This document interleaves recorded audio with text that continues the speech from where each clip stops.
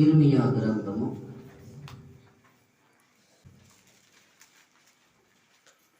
13వ వాక్యాన్ని చదువుకున్నాం. వారి దుఃఖమును ప్రతిగా సంతోషమిచ్చి వారిని ఆదరించదను. విచారమును కొట్టివేసి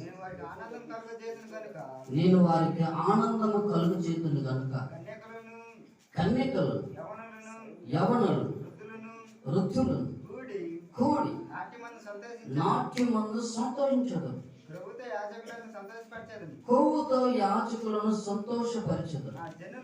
నా జనులు నా ఉపకారము తెలుసుకొని తృప్తి నొందెదరు.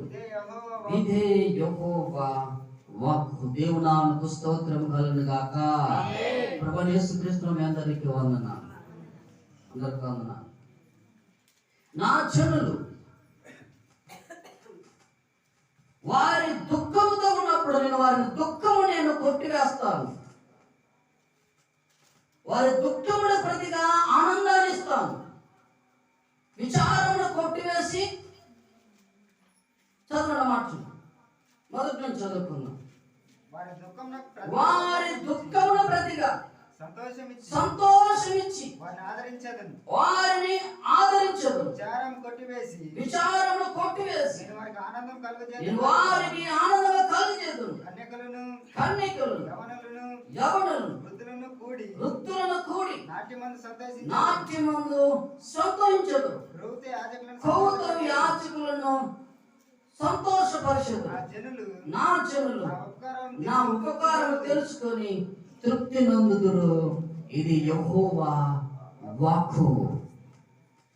దేవుడు ఒక ఉపకారం చేస్తున్నాడు. ఆయన తన ప్రజల పట్ల ఒక ఉపకారం చేస్తున్నాడు. ఆయన ఆ ఉపకారాన్ని మీరు పొందుకుందురు గాక.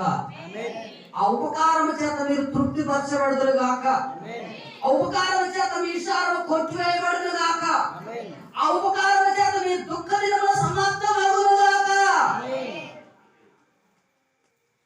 తన ప్రజలంతా దుఃఖంతో ఉన్నారంట. వాళ్ళకి దుఃఖాన్ని తీసేసి నేను వారికి సంతోషాన్ని ఇస్తాను. నేను విషారాన్ని కొట్టివేసి నేను వారిని ఆనందపరుస్తాను. వారి మీద ఉన్నట్టు ప్రతిదీ కూడా నేను తొలగిస్తాను అని చెప్పి దేవుడు మాట్లాడుతున్నాడు. ఆయన ఈరోజు చూడండి, చాలా మంది రకరకాలుగా అనేక దుఃఖాలతో ఉన్నారు.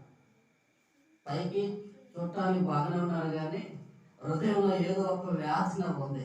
లేదా నీకు యాదం లేదు, ఇప్పుడు తీసుకొచ్చి ఇక్కడ పెట్టండి రోగం అన్నట్లేగా ఏదో ఒక దుఃఖం ఉంది.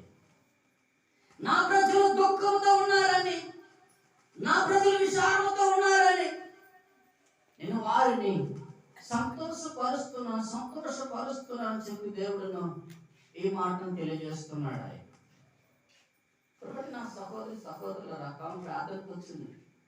ప్రార్థన అయిపోయిన తర్వాత పరిగెత్తుకుంటూ వచ్చింది, నా కాడికి వచ్చింది. అయ్యా ఎవరయ్యేది అంది. మా పలానూరమ్మా చెప్పుకోలేనా అని చెప్పాను. నేను నువ్వు వాక్యం బాగానే చెప్పావయ్యా అంది. చెప్పు, నీ బాగా చెప్పు ముందు. అసలుకి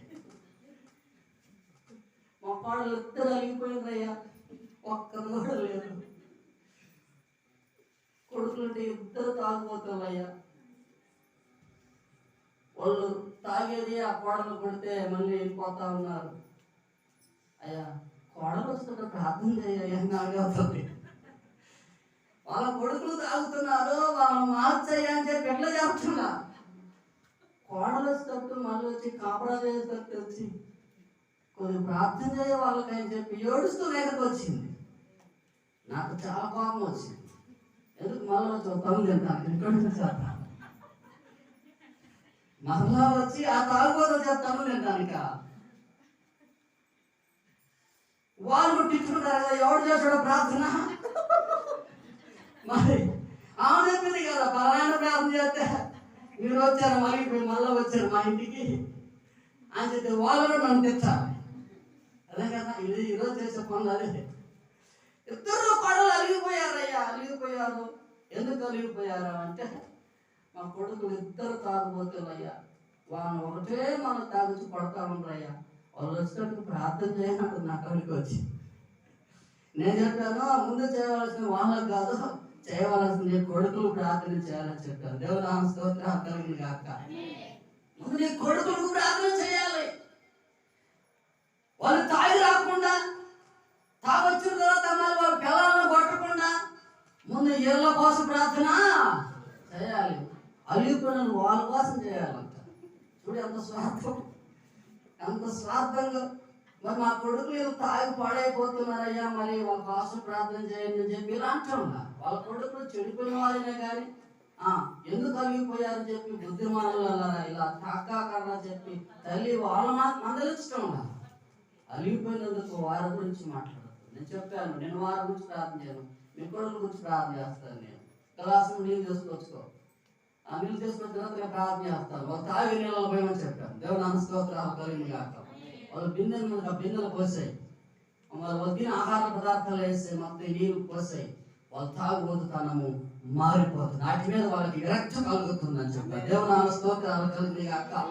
ఏదో ఒక విచారంలో ఉన్నారు, ఏదో ఒక దుఃఖంలో ఉన్నారు. కాబట్టి ఆయన అంటాడు, నా ప్రజలు దుఃఖంతో ఉన్నారు, నేను వాళ్ళ దుఃఖాన్ని తీసేసి వారిని సంతోషపరుస్తాను నేను అంటాడు. ఆయన దుఃఖంతో ఉన్నారు, ఏదో ఒక దుఃఖంతో ఉన్నారు. కాబట్టి నా సహోదరి సహోదరుల ఈ వాక్యం చూసినట్లయితే విచారం కొట్టివేస్తాను నేను. యాజకులను, యవనులను, వృద్ధులను అనేకమంది ఏం చేస్తారు తెలుసా? గంతులు వేస్తారంట. దేవుని నామమునకు స్తోత్రాలు కలుగును గాక. దుఃఖం లేనప్పుడు, విచారం లేనప్పుడు గంతులు వేయడమే కాదా? శరీరంలో ఆరోగ్యం ఉన్నప్పుడు గంతులు వేయడమే కాదా? రాకుంటే గంతులు వేస్తారా? రాకుంటే గంతులు వేస్తాను. వారి చేతులు ఎత్తాను ఒకసారి చెప్పండి. రాకుండా లేనప్పుడు, విచారం లేనప్పుడు సంతోషం ఎప్పుడు హృదయంతో నింపబడుతుంది. కానీ ప్రభువు నా సహోదరి సహోదరులారా, నా జనులు వాళ్ళు దుఃఖముతో ఉన్నారని చెప్పి దేవుని వాక్యం తెలియజేస్తుంది. ఈరోజు ఎంతమంది మరి దుఃఖంతో లేరు? కొన్ని విషయాలు మీకు నేను జ్ఞాపకం చేస్తాను. ఇప్పుడు నా సహోదరి సహోదరులారా, యెషయా గ్రంథం 60వ అధ్యాయము 20వ వచనం చదువుకున్న యెషయా గ్రంథం 60వ అధ్యాయము 20వ వచనం. నీ సూర్యుడు ఇక అస్తమింపడు, నీ చంద్రుడు ఇక క్షీణించుడు, యెహోవా నీకు నిత్యమైన వెలుగుగా ఉండును గాక. నీ దుఃఖ దినములు సమాప్తమగును గాక. దేవుని నామమునకు స్తోత్రాలు కలుగును గాక. ఈ సూర్యుడు ఇక క్షీణించుడు, ఈ చంద్రుడు చెప్పండి, ఈ సూర్యుడు అస్తమింపుడు, ఈ చంద్రుడు క్షీణింపుడు, యెహోవా నీకు నిత్యమైన వెలుగుగా ఉంటాడు. నీ సూర్యుడింకను అస్తమింపడు అని, నీ చంద్రుడింకను క్షీణింపడు అని. ఈ సూర్యుడింకను అస్తమింపడు అని, ఈ చంద్రుడింకను క్షీణింపడు అని.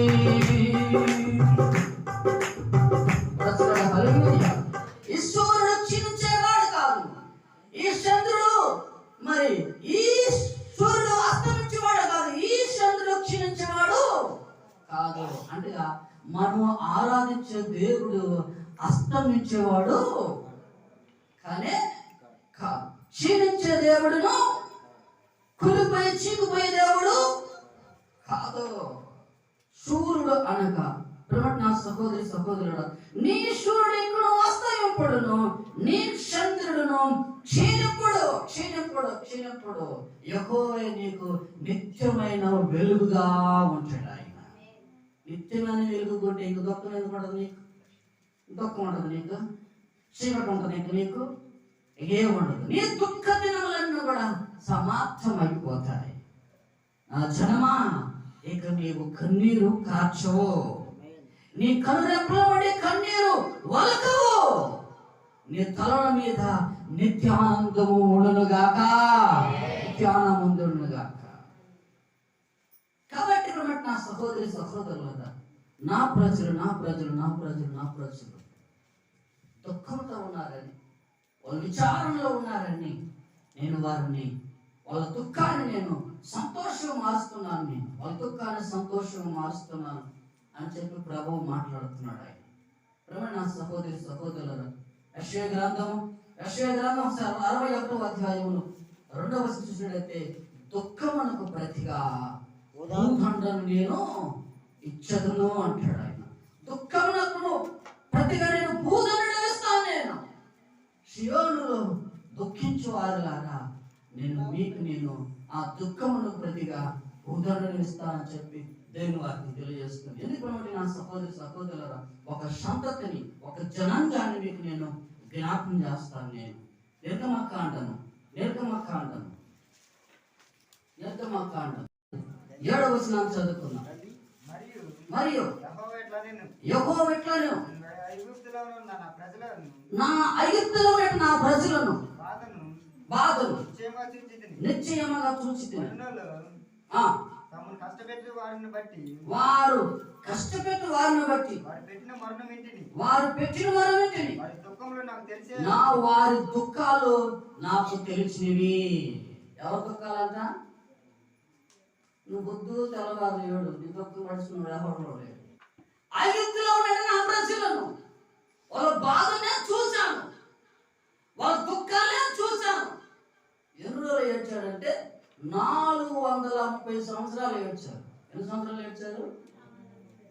430 సంవత్సరాలు ఏడ్చారు. 430 సంవత్సరాలు బాధపడ్డారు. ఒక ఆయన చేసిన చిన్న పని కోసము 430 సంవత్సరాలు ఏడ్చారు. వాళ్ళు చిన్న పని చేశాడు.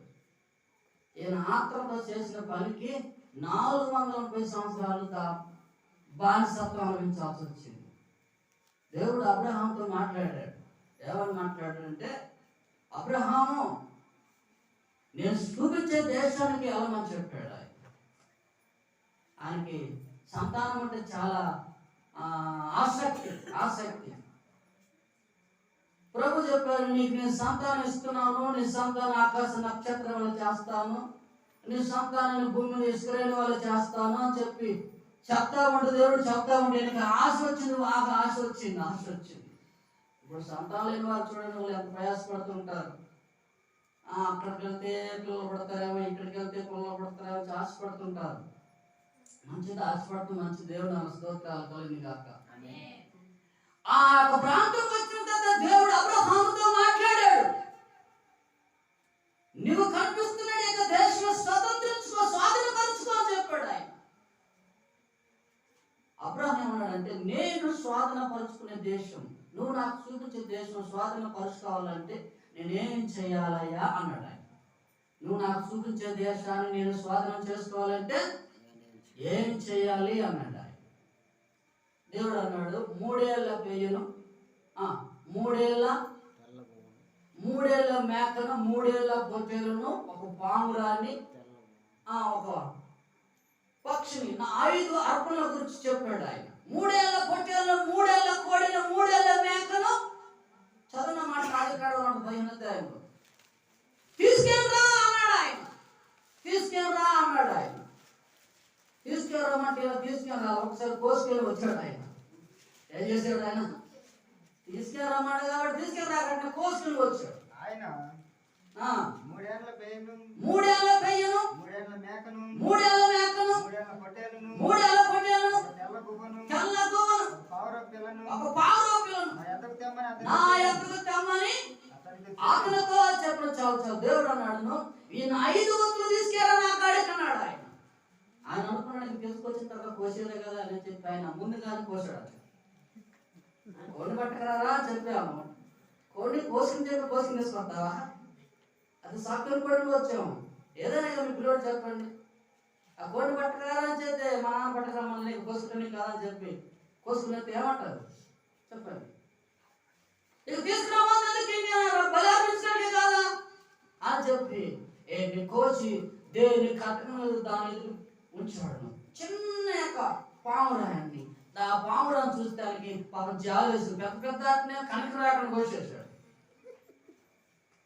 3 పేరు కోసాడు, మేకపోతులు కోసాడు, ఎన్ని కోసాడు.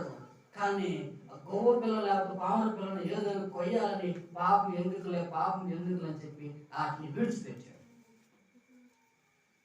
పెద్ద పెద్ద పాపం చేసినప్పుడు అది పరిష్కారం. చిన్న పాపం అది చిన్న పాపం చేస్తాను అంటారు. చిన్న పాపం పెద్ద పాపం మారింది. చిన్న పాపమే పెద్ద పాపంగా మారింది. చిన్న గోవు పిల్లలు చూసాక ముద్దు వచ్చింది. దానికి వస్తే బాగుండేది, ముద్దు వచ్చేసి దాని వదిలి పెట్టేశాడు. దేవుడు కొయ్యమన్నాడా అలా తీసుకురమ్మని చెప్పాడు? తీసుకురమ్మని చెప్పాడు. తీసుకొచ్చినప్పుడు ప్రభు నాకు చెప్పారు, ప్రభు ఇదిగో తీసుకొచ్చాను ప్రభు అని చెప్తే ఆయన ఏం చేశాడు వాటిని. అలా కాకుండా దేవుని కట్టడానికి 5 అర్పణ చెప్పాడు. 5 కట్టకాలు తీసుకొచ్చుకున్నాడు. 5 ఇది కోళ్ళకి వచ్చే కట్టకం ఇది మేకపోతులకు వచ్చే కట్టకం 5 కట్టకాలు తీసుకొచ్చాడు. 5 కట్టకాలు తీసుకొచ్చుకొని ఆ 4 కోసాడు. ఒకదాన్ని మాత్రం పిల్లలు మాత్రం గోవును మాత్రము కోయగా పాపం జాలేసి దాన్ని విడిచిపెట్టేశాడు. విడిచిపెట్టిన తర్వాత అది వెళ్ళిపోయింది. కానీ ఒక గద్ద ఆ గోవును తరపుడు సమయంలో ఆ చిన్న యొక్క గోవు పిల్ల ఏదో తెలుసా, రక్షించిన అబ్రహాం దగ్గరికే వచ్చిందంట. ఎక్కడికి వచ్చిందంట? అబ్రహాం దగ్గరికే వచ్చి ఆ బలి పశువుల దగ్గర వాలినప్పుడు ఈ గదలు అయితే ఆయన అర్పించినట్టు యొక్క అర్పం మీద వాలింది. ఈ పామురాయి మాత్రం అబ్రహాం దగ్గరికి వచ్చేసింది. అప్పుడు దేవుని కోపం వచ్చేసింది. నేను చెప్పింది చేయలేదు, నిష్ఠ ప్రకారం చేశావు కాబట్టి నీ సంతతి వారు తమదగాని దేశంలో 400 సంవత్సరాలు బానిసత్వం చేస్తారు అని చెప్పి దేవుడు ఒక శాపం ఇచ్చేశాడు. ఎన్ని సంవత్సరాలు అంట? 1 రోజు 2 రోజులు కాదు, 400 సంవత్సరాల వాళ్ళు ఐగుప్తు దేశంలో బానిసలుగా బ్రతికాడు. నువ్వు ఎన్ని రోజులు కష్టపడ్డా, నువ్వు ఎన్ని రోజులు ప్రయాసపడ్డా కానీ ఒక బానిసత్వం అనేది నీ మీద ఉంటే ఆ బానిసత్వం రుణం తీరేదాకా నువ్వు కష్టపడసానే ఉంటావు. అంతే. ఎన్ని రోజులు కష్టపడ్డా కానీ ఫలితము ఉండదు. ఎందుకంటే ఏదో ఒక లోపం, ఏదో ఒక శాపము ఉంచబడింది. అందుకంటాడు నువ్వు వాళ్ళ యొక్క దుఃఖాలే చూశాను, వాళ్ళ దుఃఖాలు చూశాను నేను. ఎప్పుడు చూశాడంట? 430 సంవత్సరాల తర్వాత వాళ్ళ మొర వినాడొచ్చాయి. 1 రోజు 2 రోజులు మొర కాదు ఇది. 430 సంవత్సరాల తర్వాత దేవుడు వారు మొర విని ఆ ఎనుక కొలివులోని బయటకు తీసుకుని రావడానికి ప్రభువే ఎనుక కొలివేని ఐగుప్తులోనికి వచ్చాడు. దేవునాలకు స్తోత్రం కలిగింది కాక. మనం చదువుకున్న వాక్యాన్ని 7వ వచనం చదువుకుందాం. చదవండి. మరియు యెహోవా ఇట్లనెను, ఐగుప్తులో ఉన్న నా ప్రజల బాధను నిశ్చయముగా చూచితిని. మనులను కష్టపెట్టి వారిని బట్టి వారు పెట్టిన మరణం వింటిని. వారి దుఃఖాలు నాకు తెలిసినవి. అపోస్తల కార్యములో ఒక మాట రాయబడింది. అపోస్తల కార్యములోని అపోస్తల కార్యము 7వ అధ్యాయము 34వ వచనం రాయబడి ఉంటుంది. చూడమ్మా, అపోస్తల కార్యం 7వ అధ్యాయం. ఐగుప్తులో ఉన్న నా ప్రజల యొక్క దురవస్థను నేను నిదానించి చూచితిని, వారి మూలుగులను వింటిని అన్నాడు ఆయన. ఐగుప్తులో ఉన్న యొక్క జనుల యొక్క దురవస్థను నేను నిదానించి చూస్తున్నాను. ఎవరు నిద్రపోతున్నారు?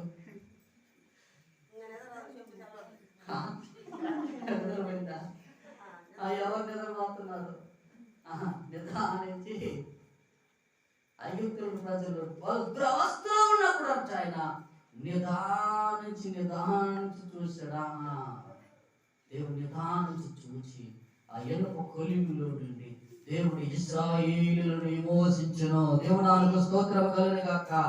ఇశ్రాయేలులను విమోచించి పరిశుద్ధ మందిరములను ఆయన రెక్కల మీద ఎత్తుకొని వాళ్ళు పరిశుద్ధ ప్రదేశమునకు దేవుడు వారిని మోసుకుంటూ తీసుకుని వచ్చాడు. దేవుడు నాకు స్తోత్రాలు కలిగిన గాక. పక్షిరాజు వల్ల రెక్కలు చాపి తన పిల్లలంతా ఐగుప్తు దేశం నుండి మోసుకుంటూ వచ్చాడంట. నడిపించడం కాదు, కొన్నిసార్లు నడిపించాడు, కొన్నిసార్లు వెతుకొని నడిపించినట్లుగా కొన్నిసార్లు రాయబడి ఉంటుంది. నడవదగినంత తీరం నడిచిన దాకా నడిపించాడు. ఇక నడవలేని ప్రభావం దానించైనా ఎత్తుకున్నాడు అంటే చెప్పి వాళ్ళ గురించి రాయబడి ఉంటుంది. కాబట్టి నా సహోదరులరా, నా ప్రజలు దుఃఖంతో ఉన్నారు. రోజు మందిరానికి పోయి అక్కకేమో అప్పాలు, చెల్లికేమో 2 పాలు. అక్కకేమో 1 పాలు ఇస్తాడు, చెల్లికేమో 2 పాలు ఇచ్చేస్తాడు. తను ప్రేమగా ఉన్నందున, బాగా ప్రేమించినందున చెల్లెలకేమో 2 వంతులుగా దేవునికి అర్పణ అర్పిస్తాడు. అక్కకేమో 1 వంతు మాత్రమే అర్పణ అర్పిస్తాడు. చాలా పక్షపాతంగా ఉంది. అన్నా పేనన్న రోజు మందిరానికి ప్రతి సంవత్సరం ప్రతి ఏటా దేవుని మందిరానికి వెళ్ళి ఎలకానేమో అన్నకేమో 2 పాలు అర్పిస్తాడు. అన్న తనకు ప్రేమగా ఉన్నందున ఆమెకు 2 పాలు ఇచ్చుచూ వచ్చును. చాలు ఏం చేశాడంట? 2 పాలు ఇచ్చుచూ వచ్చి అంటే 2 అంతులు కూడా దేవుని సన్నిధిలో పెద్ద అంకే 100 రూపాయలు కానుక ఇస్తే చిన్న అంకె 200 రూపాయలు కానుక ఇచ్చేది. ప్రియముగా ఉన్నందున రాహేలు యాకోబుకు ప్రియముగా ఉన్నందున ఎక్కువగా ప్రేమించాడంట. దొంగదాన్ని ఎక్కువ ప్రేమించాడు, మంచిదాన్ని ప్రేమించాల. రాహేలు దొంగది, అవసరం గుళ్ళు కూడా దోచేసింది. అలాంటి దొంగ క్యాండిడేట్ తల్లిదండ్రుల యొక్క విగ్రహాన్ని దొంగిలించినట్టు యొక్క స్త్రీ అమ్మ రాహేలు ఎక్కువగా ప్రేమించాడు. లేయమునేమో ఆయన తక్కువగా ప్రేమించాడు. తక్కువగా ప్రేమించినాక ఎక్కువ మంది పిల్లలు పెట్టారు, ఎక్కువగా ప్రేమించినాకేమో చెప్పండి ఎప్పుడు పుట్టారు. కాబట్టి నా ఈరోజు చూడండి, చాలా స్వార్థం ఉంది. ఆ స్వార్థాన్ని దేవుడు చూస్తానే ఉంటాడు. ఆ స్వార్థాన్ని చూస్తానే ఉంటాడు దేవుడిని. కాబట్టి నా సహోదరులారా 2 పాలు ఇచ్చాడు. ఇలా ఇచ్చినా కానీ ఆమె జీవితంలో సంతోషము లేదు అసలు. కానీ ఒకరోజు దేవుని మందిరములకు వాళ్ళతో రావడానికి వచ్చింది, కానీ ఇంటికి వెళ్ళి మళ్ళా దేవుని మందిరానికి రిటర్న్ అయ్యి దేవుని సన్నిధిలో దుఃఖాక్రాంతులై గడవటానికి ప్రారంభించినాడు. సమూయేలు గ్రంథంలో 1వ అధ్యాయం 18వ వచనం చదువుకుందాం. చదవండి మాట. 1 సమూయేలు గ్రంథం 1వ అధ్యాయం 18వ వచనం. అతనితో నీ సేవకురాలనైన నేను నీ దృష్టికి కృపణందును కాక నేను. తరువాత ఆ స్త్రీ తన 16వ వచనం చదువుకుందాం. నీ సేవకురాలైన నన్ను పనికిమాలిన దానిగా ఎంచవద్దు. నన్ను పనికిమాలిన ఎంచదు. దుఃఖాక్రాంతులై వచ్చి దేవుని సన్నిధిలో వేడ్చి ప్రార్థన చేస్తూ ఏడుస్తూ ఆ మాట, అయ్యా నీ దాసురాలు నన్ను జ్ఞాపకం చేసుకోయ్యా. బహు దుఃఖాక్రాంతులై వచ్చి యెహోవా సన్నిధిని ప్రార్థన చేయొచ్చు, బహుగా ఏడ్చుచు సైన్యములకు అధిపతి యెహోవా నీ సేవకురాలైన నాకు కలిగి ఉన్న శ్రమను చూసి నీ సేవకురాలైన నన్ను మరువక జ్ఞాపకము చేసుకుని నీ సేవకురాలైన నాకు మగ పిల్లను దయచేసినట్లా వాని తల మీద క్షౌరపు కత్తి అన్నటికి నీ రానియక వాడు బ్రతుకు దినములన్నిటిని నేను వారిని యెహోవాకు నీకు అప్పగించునని ప్రతిష్ఠుడిగా అప్పగించుకొని చెప్పి ఏడ్చి ప్రార్థన చేస్తే ఆమె దుఃఖ దినములు సమాప్తమైన ఆమె దుఃఖం ఆ సన్నిధిలో కాచిన కన్నీరంతా ప్రభు జ్ఞాపకం చేసుకొని ఆమెకేం తెలుసా, ఆమె కన్నీటి ద్వారానే సమూయేలును దేవుడును అన్నాకు అనుగ్రహించాడు. దేవునాలకు స్తోత్రాలు కలిగినగాక. నా జనులు ఉపకారం తెలుసుకుంటారు. దేవుడు ఒక మేలు చేసినప్పుడు దాన్ని ఉపకారం నేర్చుకుంటారు. కన్నీరు కార్చింది, అన్న కన్నీరు కార్చింది. ఇప్పుడు దేవుడి సన్నిధిలో పిల్లలు లేని వారు కన్నీరు కార్చే వారు ఒక్కరు లేరు. కన్నీరు కాస్తున్నారా? పాస్టర్ దగ్గరకు వచ్చి, మాస్టర్ గారు 4 పొలాలు వచ్చి ప్రార్థన చేస్తే మరి మాకు పిల్లలు పుట్టుతారు అనే పాస్టర్ అడుగుతూ ఉంటారు చాలా మంది. చాలా మంది చూడండి, పిల్లలు ఏం చేస్తారంటే ఏదో ఫలాలు తీసుకుని వచ్చి ప్రార్థన చేసుకుంటూ ఉంటారు. రోజు అంతా ప్రార్థన చేసి అలా కాళ్ళతో పెట్టిద్దంట. అట్టికాయలు తిను, జామకాయలు తిను, ఏ తిన పెడతా ఉంటుందంట. పెట్టాల్సింది కోడలు కాదు, పెట్టాల్సింది కొడుకు పెట్టాలి. దేవుడు సన్నిధిలో ప్రార్థన చేసుకొచ్చిన యొక్క బాధ్యత కూడా ఎవరు పెట్టాలంటే కొడుకు పెట్టాలి. కొడుకు పెడితే దేవుడు ఫలాన్ని ఇస్తాడు. చాలా మంది అలా చేస్తుంటారు. మా కోడలకు లోపం ఉందని చెబుతూ ఉంటారు. లోపం ఉండేది కోడలకు కాదు, కొడుకే లోపం ఉండదు. చాలా మంది అలా చెబుతూ ఉంటారు. అవసరమైతే ఇద్దరికైనా లోపం ఉంటుంది. కానీ ప్రభు సన్నిధిలో ప్రార్థన చేయాలి. ప్రభువా, ఇది మాకు బిడ్డ నీవు ప్రభు అని చెప్పి ప్రభు సన్నిధిలో ప్రార్థన చేయాలి. ఆ మొక్కుకున్నది మొక్కుకునే తెలుసు, నాకు ఒక బిడ్డ నువ్వు అనుగ్రహిస్తే వాడు నీకు ప్రతిష్ఠుడుగా, నా బిడ్డ కాదు, వాడు 3 సంవత్సరాలు వచ్చినప్పుడు వాడిని సన్నిధిలో విడిచిపెడతాను చెప్పి అన్న మొక్కుకున్నట్లుగానే బిడ్డను దేవుడు ఇచ్చాడు. బిడ్డ పాలు మానిపించిన వెంటనే సన్నిధిలో తీసుకువచ్చి సమూయేలును వేలీకును అప్పగించి వెళ్ళాడు. దేవుడు నాకు స్తోత్రం కలుగును గాక. చిన్న పిల్లవాడిని, పాలు విడిచిన వాటికి పిల్లవాడిని ఏలి దగ్గరకు తీసుకుని వచ్చి ప్రభుత్వాన్ని విడిచిపెట్టిన తర్వాత 7 పిల్లలను కలిగాము. దేవుడు నాకు స్తోత్రాలు కలుగును గాక. ఎంతమంది కలిగింది? 7 కలిగింది. ఒక పిల్లడి కోసం వచ్చింది, 7 కలిగిందా? 7 కలిగింది. అంతకుముందే వాళ్ళు అక్కడ గొడ్డుకోతారు అది అని చెప్పి తెగదిచ్చింది. 2వ అధ్యాయానికి వస్తే ఏం తెలుసా?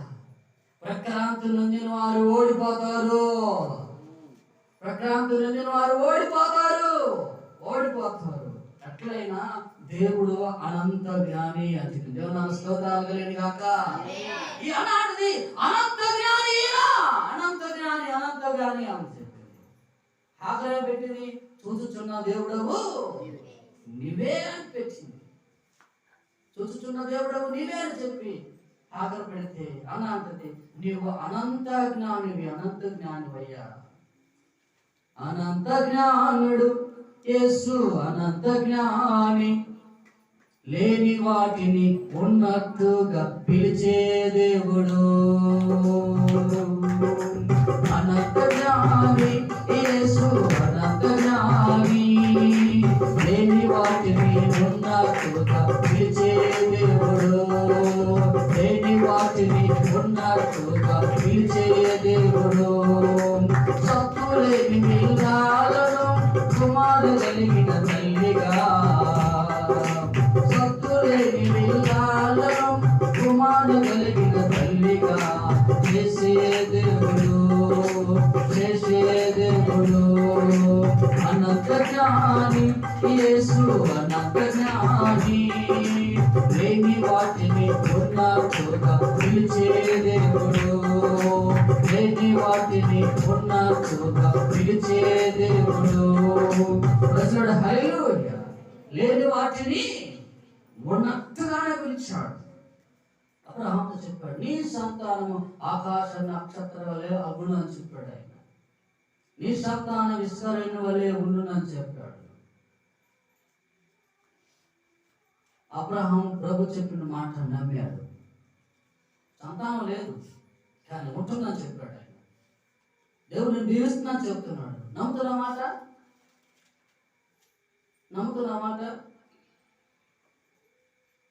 ఆ మాట నమ్మేందుకు మీరు దీవించబడతారు. ఆ మాట నమ్మేందుకు మీరు దీవించబడతారు. ఆ మాట నమ్మినప్పుడు దీవించబడతారు. కాబట్టి నా సహోదర నా జనుల ఉపకారం తెలుసుకుంటారు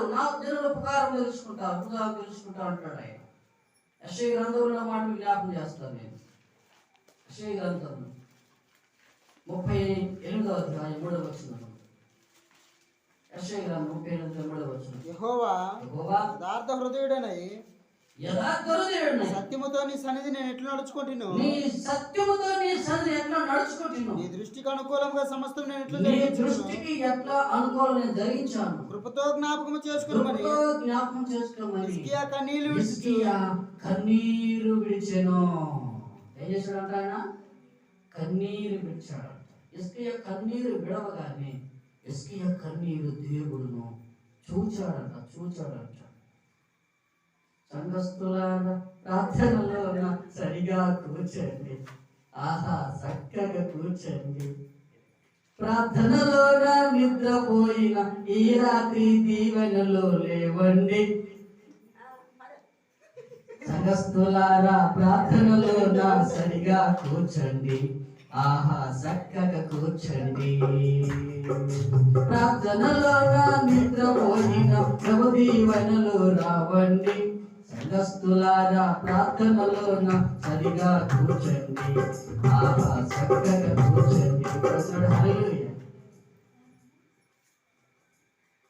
కనుక ప్రభుటి నా సహోదరి సహోదరులారా, ఈ రాత్రుల్లో ప్రభు అంటాడు, నా జనులు దుఃఖంతో వాళ్ళ దుఃఖాన్ని నేను సంతోషంగా మారుస్తాను, నేను విచారణ కొట్టి వేస్తాను. నేను యవనస్తులను, యవనరాలను, వృద్ధులను, యాచకులను కోవిన దూడల వల్లే గంతులు వేస్తారు. చివరి మాట వేస్తాను. లోకరాసిన సువార్త 7వ అధ్యాయం 13వ వాక్యం. లోకరాసిన సువార్త 7వ అధ్యాయం 13వ వచనం చదువుతున్నాం. యేసు ఆమెను చూచి ప్రభువు ఆమెను చూచి ఆమె యందు కనికరపడి ఏం చెప్పాడంట? ప్రభు ఆమెను చూచి ఏమన్నాడు చెప్పండి ఒకసారి. ఏడవద్దని ఆమెతో చెప్పి దగ్గరకు వచ్చి పాడిన ముట్టగా మోయుచున్న వారును నిలిచిరి.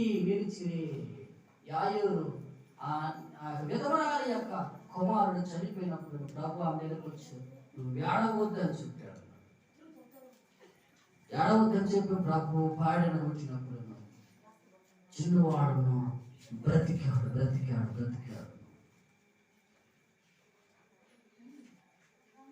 కానీ ప్రభుత్వ నా సహోదరి ఏడవద్దు అని ప్రభు చెప్పాడు. ప్రభు ఏడవద్దని ఏడవ ఏడుస్తావంటే ఏడుస్తానే ఉంటావు అంతే. నువ్వు ఏడవద్దంటే ఏడవడు అంతే. ఏడుస్తావు, నువ్వు బ్రతుకునేంత కూడా నువ్వు ఏడుస్తావు అంటే ఏడుస్తూనే ఉంటావు.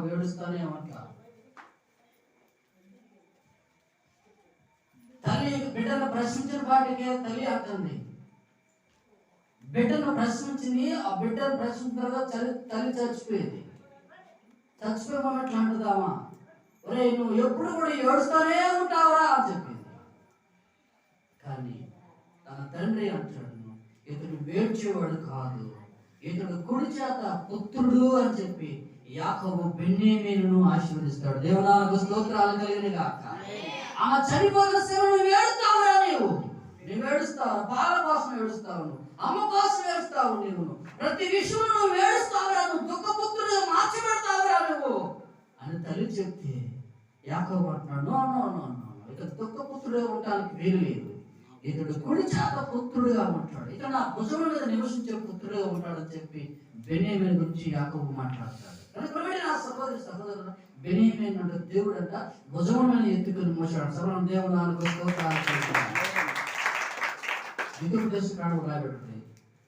బెన్యామీను దేవుడు తన భుజం మీద ఎత్తుకొని మోసాడు అంట.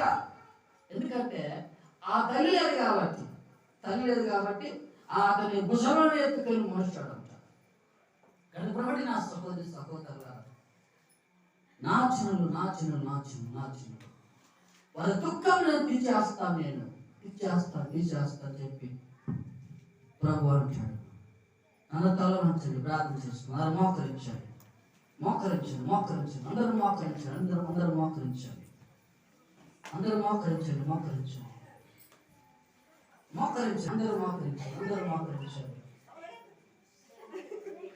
మోకరించి ప్రార్థన చేసుకున్నాం. ప్రభువా నీకు స్తోత్రం. అందరూ మోకరించండి.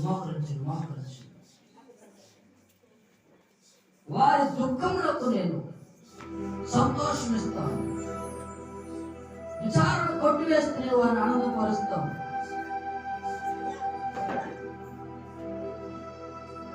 యవనస్తులు యవనరాళ్ళను వృద్ధులు కొవిన దూడవలే గంతులు వేస్తారు.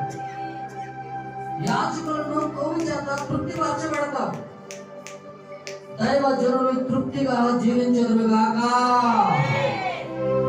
ఎక్కడున్నా సరే, ఏ ప్రాంతమున్నా సరే సమృద్ధిగా యాజకులు కొవ్వు చేత తృప్తిపరచబడినట్లు దైవ జనులు తృప్తిపరచబడుదురుగాక. యవనస్తులు యవనరాలు వృద్ధులను పరిశుద్ధాత్మ శక్తి నుండి వారు గంతులు వేయుదురుగాక. నీ దుఃఖం నాకు, నీ దుఃఖాన్ని నేను తీసివేస్తున్నాను. నీ దుఃఖాన్ని తీసివేసి సంతోషిస్తున్నాను. విచారణ కొట్టివేసి మీకు ఆనందపరుస్తున్నానని చెప్పి ప్రభు మాట్లాడుతున్నాడు. ఎలాంటి దుఃఖంలో ఉన్నా సరే, ఎలాంటి విషయాల్లో ఉన్నా సరే ప్రభుత్వం మీరు ప్రార్థన చేయండి. అయ్యా నీ ఉపకారంలో నాకు కావాలయ్యా ప్రార్థన చేయండి. ఉపకారములు చేసే ప్రభువా, ఉపకారం చేయండి ప్రభువా. నీ ఉపకారం చేత నేను తృప్తి నందుతానని ప్రభువా అని ప్రభు సన్నిధిలో ప్రార్థన చేయండి. ఎలాంటి బలహీనత ఉన్నా కానీ, ఏ సమస్య ఉన్నా సరే, దుష్ట శక్తులు దురాత్మ శక్తులను దీర్ఘకాలపు వ్యాధులను నజరేయుడైన యేసుక్రీస్తు నామములో విడుదల కలుగునుగాక. 40 సంవత్సరాలను ఐగుప్తు బానిసత్వం ఇశ్రాయేలులకు అయ్యా వాళ్ళు దురవస్థ నిదానించి చూశావు.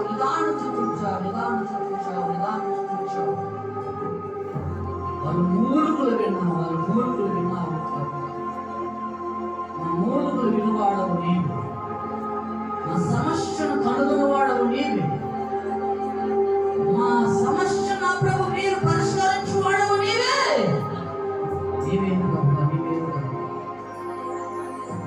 ఈ రాత్రిలో ఎందరైతే నీ పాదసన్నిధిలో గడిపారు, ఎందరైతే నా ప్రభు విచారణలో ఉన్నారో వారికి విడుదల కలుగునుగాక.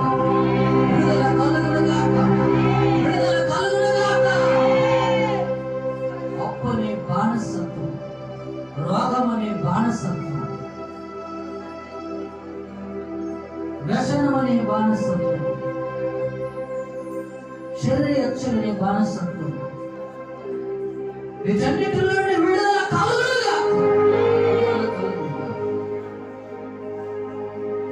పరిశుద్ధాత్మ దేవుడు నాయన, ఈ రాత్రి వేరే నా ప్రభు నాయన, ఈ సంవత్సరంలో మొదటి యొక్క నెలలో నా ప్రభు, ఈ నెలలో ఒకవేళ కష్టం అనిపించవచ్చు, బాధ అనిపించవచ్చు, దుఃఖం అనిపించవచ్చు. ఇది 2వ నెలలోనికి నన్ను ప్రవేశిస్తున్నది నాయన.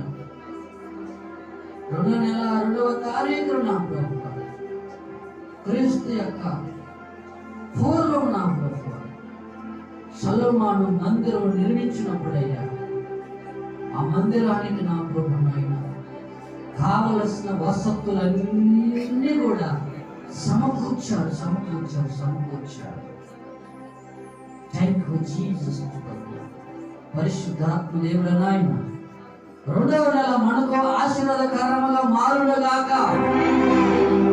అనేక రాబడులు వచ్చునుగాక, తృప్తిపరచబడునుగాక.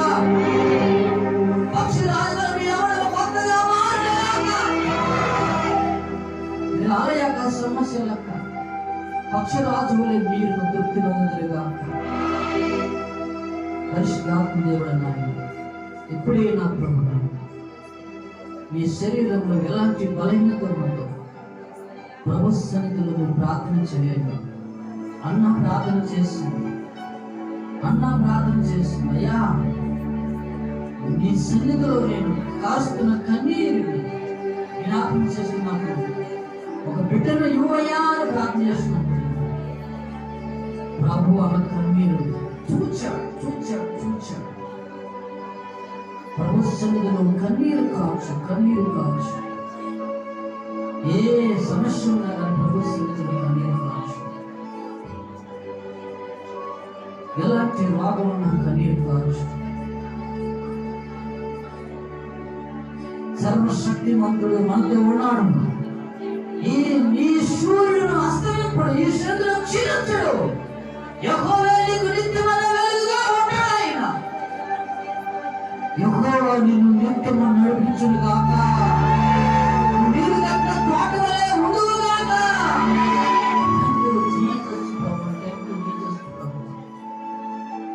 రాత్రి మీరు ఎంతైతే నీ పాదశంలో గడిపారన్న వారందరూ కూడా అంటుంది క్షేమముతో నింపండి, క్షేమంతో నింపండి, క్షేమంతో నింపండి, క్షేమంతో నింపండి, క్షేమంతో నింపండి, క్షేమంతో నింపండి ప్రభువా.